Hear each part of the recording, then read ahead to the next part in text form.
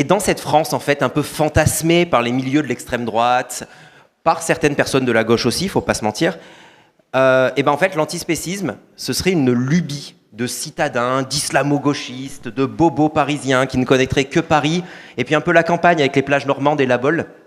Sauf qu'en fait, quand on regarde les effectifs de la REV, c'est 80% de la REV qui vivent dans la ruralité. Donc en fait, les antispécistes, ce n'est pas des urbains. En grande majorité, nous on le voit, ils sont dans la ruralité. Il y en a partout, j'en fais partie. Voilà, moi je vis dans un village de 200 habitants. Dans un village qui est en dehors d'influence de toutes les villes. C'est-à-dire que moi, la première ville, quand je veux faire mes courses, elle est à 35 minutes de route. Le premier magasin, il est à 25 km. Voilà, donc la campagne, je la connais un petit peu. C'est pas facile d'être antispéciste, c'est vrai, mais par contre, on existe et on est là. Je voulais déjà commencer en fait pour parler un petit peu de la chasse. Alors on en reparlera demain, ça c'est voilà, on les verra. Mais en fait, contrairement à ce qu'on voudrait nous faire croire, notamment le lobby des chasseurs, et ben en fait, les chasseurs ils représentent moins d'1 million de personnes en France. Alors j'avais les chiffres, ils représentent entre 1,4 et 1,6% de la population. Juste pour comparer, si on prend les végétariens, véganes, etc. en France, on représente 2,2% de la population, à peu près. Sauf que les végés, etc., on est en hausse constante. Les chasseurs, ils sont en baisse constante. Donc en fait, il y a plus de végétariens que de chasseurs en France. Et pourtant, on ne voit pas Emmanuel Macron recevoir des représentants des végétariens, alors que les chasseurs, ils ont les clés de l'Élysée. Une autre différence majeure, c'est que les 2,2% de végétariens, ils ne s'approprient pas du tout le territoire. Ils ne menacent pas les gens de mort à chaque fois qu'ils sortent de chez eux. Et tout ça, en fait, pour un loisir, parce qu'il faut se le dire, c'est un loisir. Il n'y a plus un chasseur qui mange ce qu'il chasse, ou qui a besoin de la chasse pour survivre. Aujourd'hui, c'est des gens qui, le dimanche, quand ils se font chier, au lieu d'aller voir le match de foot du village, ils vont dégommer des animaux. C'est ça la chasse. La chasse, c'est un loisir d'hommes. Plus de 97% des chasseurs en France sont des hommes. C'est des hommes aisés, parce qu'en fait, presque la moitié des chasseurs sont des cadres. Le budget moyen d'un chasseur pour une année de chasse, c'est 2 900 €. Alors je sais pas, vous êtes tous peut-être très très riches, moi 2 900 €, ça me paraît énorme. Alors on pourra remercier le gouvernement Macron, parce qu'il aura quand même beaucoup baissé le prix du permis de chasse, ce qui permet de réduire un petit peu la note de ces braves hommes. Il en reste pas moins que chasser, c'est un loisir d'une minorité aisée qui en plus s'accapare les terres. On pourrait croire que, voilà, moi dans ma commune, 200 habitants, 2 sociétés de chasse. Et en fait, on pourrait croire que ça va un peu à l'encontre de ce que je vous dis, finalement, ils ne sont pas si nombreux que ça. En fait, quand on regarde un petit peu dans le détail, il y a 2 sociétés de chasse, mais dans chaque société de chasse, il n'y a pas 10% des chasseurs qui sont de la commune. On a la chance, nous, d'avoir plein de forêts, c'est très beau, c'est très grand, on a beaucoup d'espaces de forêt. Donc, en fait, les chasseurs d'un peu partout en France viennent chasser sur notre commune. On a la même chose dans le Jura, Karine nous en parlera, où on a les chasseurs suisses, puisqu'ils n'ont pas le droit de chasser à Genève, donc ils viennent chasser en France. Et donc en fait, des chasseurs locaux qui chassent chez eux, finalement, il n'y en a plus tant que ça non plus. Ce n'est pas une majorité. Il y a un autre chiffre moi, qui me semble important, c'est que 51% des personnes qui vivent dans le monde rural sont opposées à la chasse. Alors on peut se dire 51, c'est finalement pas tant que ça, mais quand on voit le matraquage que l'on vit en campagne, sur la chasse, il y a une désinformation terrible.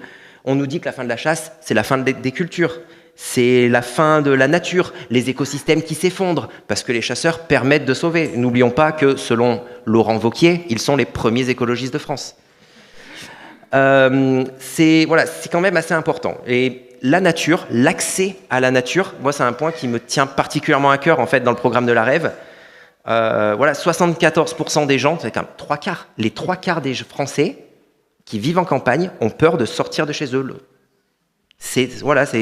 Donc c'est quand même terrible de se dire qu'il y a plein de gens, dont je fais partie, qui adorent les loisirs en plein air et qui en fait ne sortent pas de chez eux et ont peur de sortir de chez eux parce que on risque la mort en sortant de chez nous en certaines saisons en campagne. Mais je me dis, il y a un autre point positif, c'est qu'en fait une très très grande majorité des moins de 35 ans, ils veulent la fin de la chasse et que malheureusement les chasseurs ils sont vieillissants et on va leur survivre.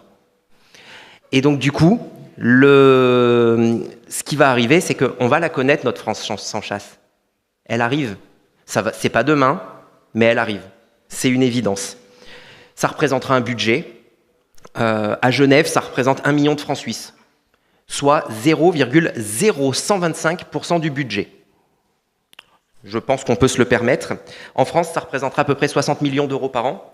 Donc, ça nous permettra de prendre les 6 millions qu'on file aux chasseurs chaque année. Il nous restera 54 millions à trouver. Et puis après, on calculera combien vaut une vie humaine. Et je pense que les 54 millions, on les trouvera assez facilement. Il y a plein d'études qui montrent en plus qu'un féminicide sur 4 est lié à la chasse.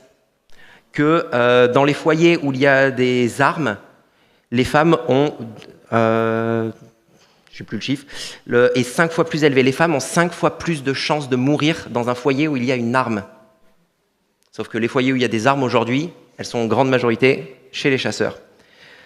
Donc tout ça, ça nous permettra de connaître, je pense, très bientôt, c'est plus proche qu'on ne le pense, d'avoir une France sans chasse. Et ces idées, en fait, qu'on pourrait juger radicales, comme l'interdiction de la chasse, ça fait son chemin en France, notamment en ruralité. Et on peut voir en plus le marqueur encore plus fort sur plein d'autres choses, comme la corrida, les combats de coqs, qui aujourd'hui, en fait, ne font quasiment plus débat dans la population. Et en fait, toutes ces pratiques, elles vont disparaître parce que c'est des pratiques d'un autre temps qui n'ont plus leur place dans notre pays. Un autre point important de la ruralité, donc selon nos amis les agriculteurs, c'est l'élevage. Parfois, alors c'est parfois très présent, on le voit ici, les éleveurs à l'échelle du pays, c'est quand même 1/3 des exploitations. Mais contrairement en fait à ce qu'ils veulent dire, et contrairement à ce qu'ils y répètent, qu'on veut leur mort, qu'on veut qu'ils disparaissent, en fait, alors c'est peut-être beaucoup pour eux, mais on leur demande de faire 3 clics sur notre site, voilà, onglet programme, et c'est marqué que nous souhaitons tendre progressivement vers un modèle végétalisé. Et en fait, cette idée-là, c'est on ne veut pas la mort des agriculteurs tous demain, on ne va pas les envoyer demain pointer à France Travail. Ce qu'on veut, c'est les aider petit à petit à tendre vers une agriculture totalement végétalisée. Certaines productions disparaîtront dans le futur, dans notre futur. En fait, un des moyens les plus forts qu'on a pour influer là-dessus, c'est la PAC. Alors pour ceux on va faire un point rapide, la PAC, c'est l'argent de l'Union européenne, c'est la politique agricole commune, c'est de l'argent de l'Union européenne qu'on donne aux agriculteurs pour financer certaines productions. Et en fait, c'est avec ça qu'on peut influer le plus sur l'agriculture. En fait, aujourd'hui, l'agriculture française, elle survit grâce à la PAC. Certaines productions, comme l'élevage, qu'ils soient d'ailleurs laitiers ou pour la viande, vivent sous les perfusions d'aides européennes, même, on va leur donner quelque chose, si c'est vrai que les dernières révisions de la PAC sont moins avantageuses pour l'industrie laitière. Ils sont quand même encore énormément soutenus. Et moi, en fait, quand on parle de ça, j'aime bien parler en fait, d'un ami à moi qui est agriculteur, qui est éleveur. Donc ouais, comme quoi, en ruralité, en fait, un vegan qui parle à un éleveur, c'est aussi possible. C'est aussi ça, la ruralité. Et il m'avait dit, tu sais, moi, en fait, en étant éleveur, je suis comme toi. Alors, comme moi, parce qu'en fait, je suis fonctionnaire dans la vie. Et il m'avait dit, moi, je suis comme toi, je suis un fonctionnaire européen. Mon salaire, c'est l'Union européenne qui me le verse. Et en fait, ça montre un peu l'importance des aides, de la part des aides dans la balance de ce que c'est de l'élevage. Aujourd'hui, il y a beaucoup d'agriculteurs qui, de toute façon, ne pourraient pas survivre, ne peuvent pas vivre de leurs activités, notamment les éleveurs, sans les aides de la PAC. Et d'ailleurs, c'est c'est une idée de la REF, ça, de donner le statut de fonctionnaire aux agriculteurs. Donc, comme quoi, peut-être que l'Europe a commencé à faire une partie de notre programme. Pour la PAC, nous, ce qu'on voudrait faire, en fait, c'est aussi, en plus de favoriser certaines productions, ce serait d'arrêter cette règle qui semble être la règle actuelle, qui est de « aidons les gros, les petits peuvent mourir ». Alors, pour avoir des chiffres récents de la PAC, c'est pas toujours facile, parce que l'Union européenne n'est pas forcément une grande fan de la transparence là-dessus. Puis voilà, il y a eu des règles qui font que c'est plus trop publié. Mais les derniers chiffres qu'on a, c'était qu'un agriculteur français, en moyenne, il recevait un peu plus de 21 000 € de la PAC par an. Sauf qu'en fait, c'est une moyenne. Et que, on le sait tous, les moyennes, elles sont pas... Ça donne une image faussée de la réalité, parce qu'en fait, avec des moyennes, le français moyen, il touche 2 600 € par mois. Sauf qu'il est plus intéressant de prendre le salaire médian pour se rendre compte de ce que c'est. Et en fait, parmi les exploitations françaises, il y a 60% des exploitations qui se partagent 20% de l'aide de la PAC.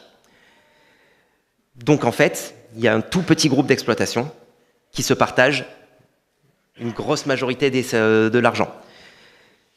En plus de ça, il y a plus d'1 milliard d'euros par an qui va à l'industrie agroalimentaire. C'est-à-dire que c'est de l'argent pour les agriculteurs, que les agriculteurs ne verront jamais et qui vont directement dans les productions agroalimentaires. C'est quand même énorme, et ça, il faut en plus voir que c'est très localisé sur la France, parce que en fait, c'est France, Allemagne, Italie, Espagne, 60% des aides. Les Roumains, les Polonais et les 22 autres pays n'ont qu'à se partager les miettes. Donc en fait, c'est un système qui est très très très inégal. Alors nous, à la REV, en fait, avec nos alliés français et européens, on voudrait changer les règles d'attribution de ces aides. Déjà, on voudrait que les aides, elles aillent directement aux agriculteurs, qu'il n'y ait plus un centime qui soit perdu dans les poches des groupes agroalimentaires. Et après, on pourrait redistribuer l'argent, justement, ce milliard qui part dans les poches de l'agroalimentaire, on pourrait le redistribuer peut-être dans les poches plutôt des petits pays européens, d'autres pays qui sont aussi des grandes puissances agricoles, qui, eux, reçoivent bien moins que nous. Et en fait, ça permettrait, si on prenait juste ce milliard qu'on prend en France, on en prend un peu en Allemagne, en Italie, en fait, nos agriculteurs à nous, ils n'auraient aucune baisse. On ne leur prend pas leur argent. On prend juste celui que les groupes alimentaires se mettent dans la poche. Et puis après, on peut réorienter les aides. Alors on pourrait faire, là on est un peu dans la fiction, mais on pourrait imaginer, par exemple, en premier lieu, qu'on encourage les exploitations qui font des efforts sur la biodiversité, pour limiter tous les épandages, qui sont dangereux pour notre santé, pour la santé des agriculteurs, pour le vivant dans son ensemble. Puis après, avoir une période où on encouragerait la conversion vers le bio, en donnant des aides massives pour la conversion, pour que cette conversion, justement, elle soit indolore financièrement pour les agriculteurs. Et puis après, on pourrait mettre en place une notation écologique. Et là, pour le coup, c'est vrai qu'à ce jeu-là, l'élevage va perdre énormément.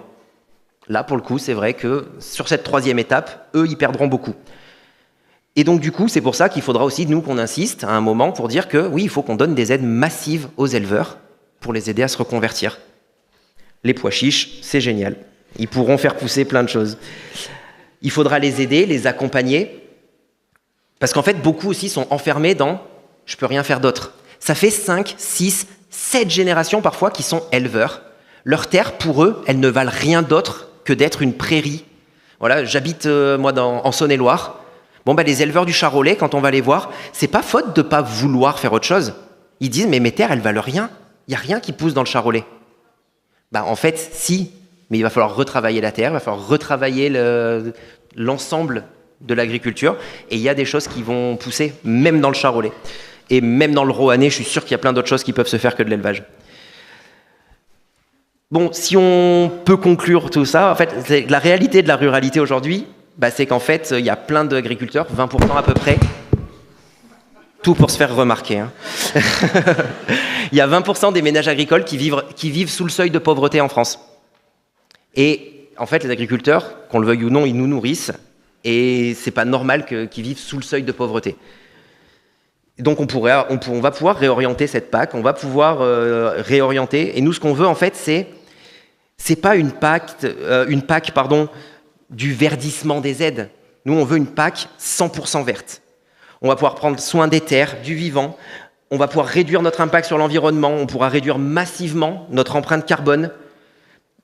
On va essayer de laisser une chance aux campagnes de revivre, aux habitants de la ruralité de vivre mieux aussi, parce que c'est une aide financière, il y aura plus de moyens dans les campagnes, il y a beaucoup de pauvreté dans les campagnes. On va pouvoir aussi réduire l'impact des pesticides. Je vis dans une région viticole, je vois l'impact des pesticides. On va pouvoir restaurer la santé des écosystèmes. Et finalement, je me demande, avec un peu de provocation, si cette radicalité, ce ne serait pas ça le bon sens paysan.